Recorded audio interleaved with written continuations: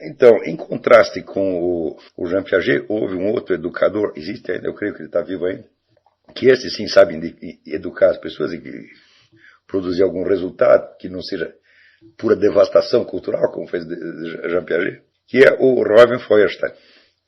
O Feuerstein, ele nasceu na Romênia e a maior parte do trabalho dele foi desenvolvido em Israel em circunstâncias onde era preciso, era absolutamente necessário produzir resultados. O que no Brasil não é necessário, né? No Brasil você pode dar, entre aspas, educação para as pessoas por anos a fio, e se elas ficarem cada vez mais duras, tirarem resultados cada vez piores nos testes internacionais, não tem importância, isso não faz a menor diferença. Porque é tudo apenas, vamos dizer, para constar, para exibir, e não para produzir algum resultado efetivo, a não ser eleitoral, evidentemente, né? Mas ali em Israel estava formando a nação, ali cercado de inimigos, cercado de dificuldade, então precisava urgentemente criar uma geração de pessoas capacitadas. Quer dizer, um dos camaradas incumbidos disso foi o Robin Feuerstein. A primeira coisa que ele observou é que esse aprendizado direto, tal como descrito pelo Jean Piaget, não existe. Ele chamou a teoria dele o aprendizado mediatizado ou mediado. Essa, na verdade, é até, vamos dizer, uma expressão redundante, porque desde o mundo é mundo, todo aprendizado foi mediatizado. Vamos supor uma situação extrema, o tipo ideal, Adão no paraíso, mas nem Adão aprendeu sozinho. Tinha Adão, tinha o paraíso, e tinha Deus para ensinar o que era certo, e tinha a serpente para ensinar o que era errado.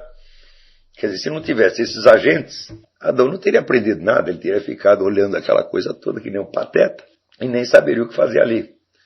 Tá certo? Então, aprendizado mediado é simplesmente aprendizado. Aprendizado significa que alguém te ensina alguma coisa.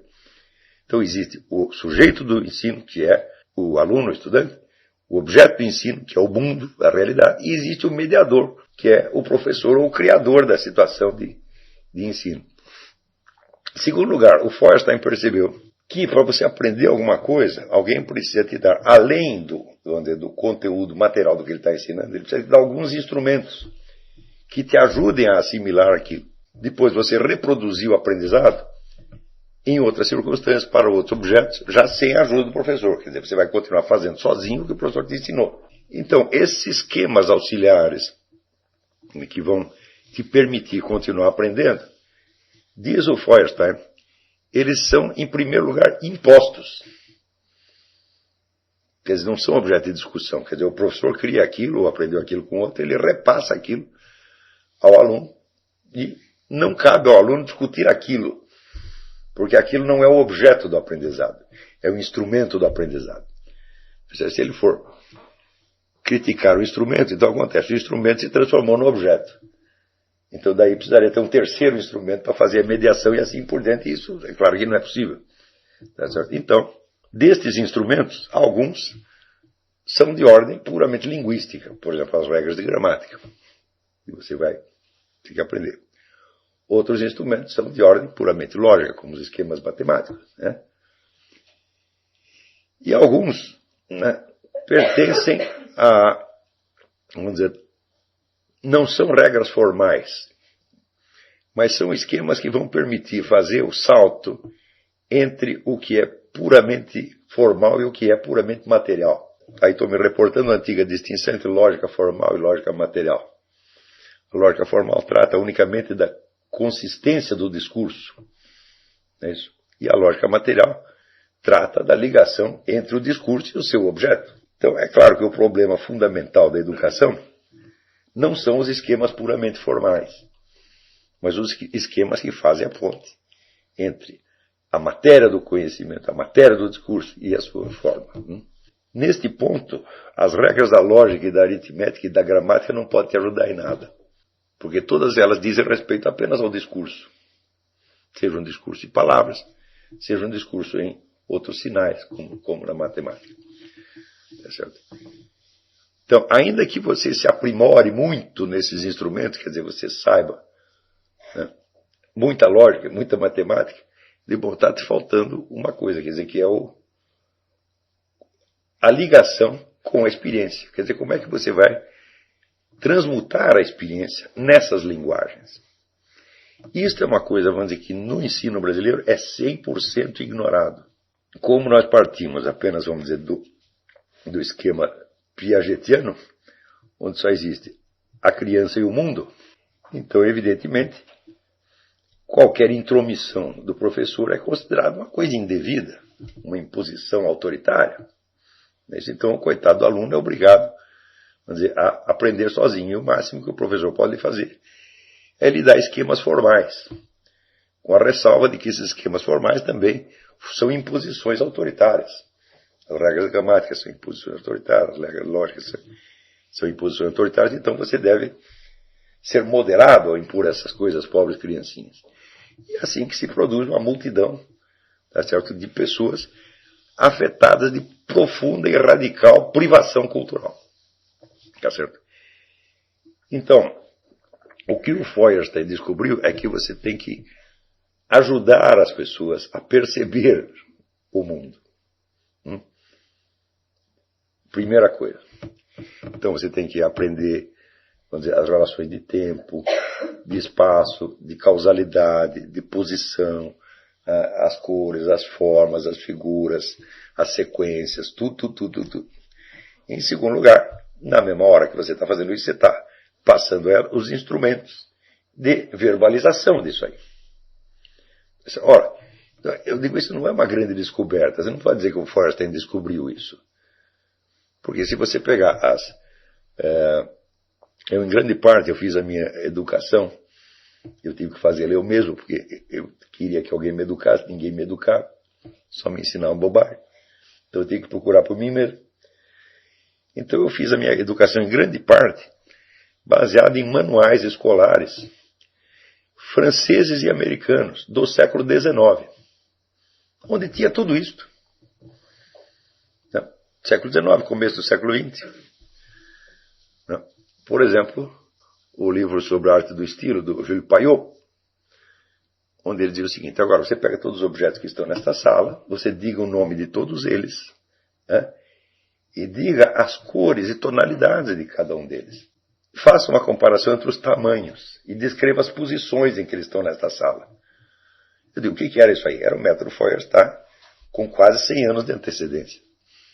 Isso tudo foi perdido ao longo do tempo. Né?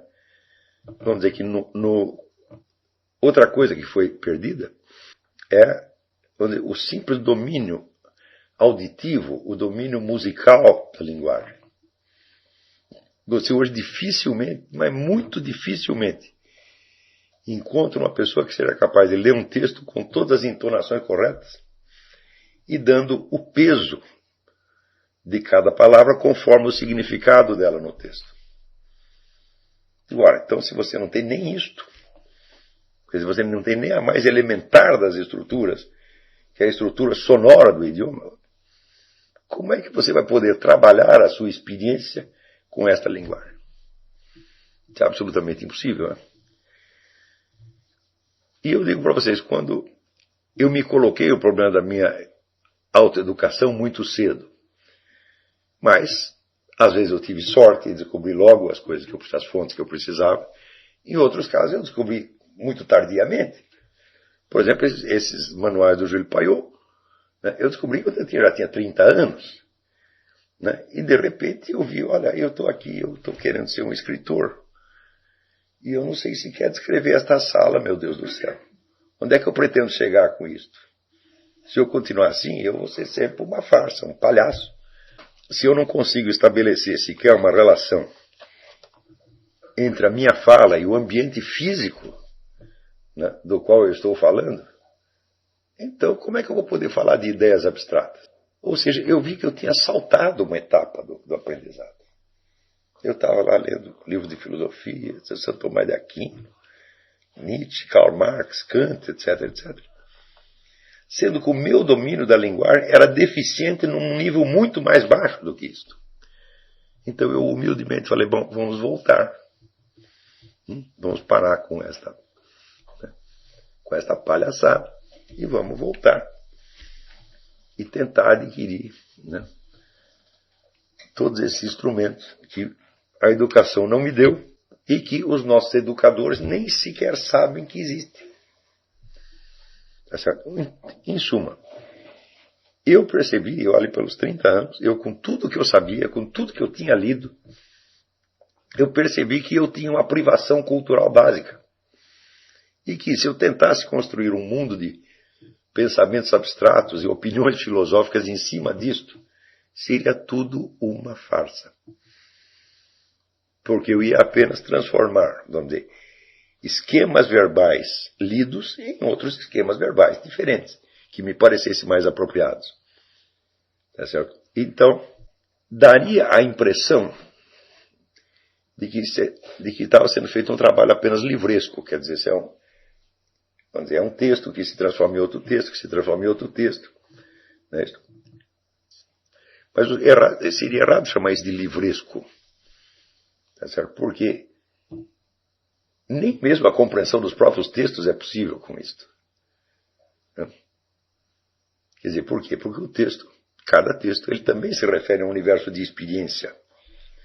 E se eu não sou capaz de refazer esse universo de experiência, o universo de experiência de Platão, de Santo Tomás, etc., etc., então não estou entendendo o que eles estão dizendo. Então não estaria nem mesmo lidando com os livros, mas apenas com a aparência superficial de livros. E isto é o que no Brasil atualmente se chama vida intelectual, na melhor das hipóteses.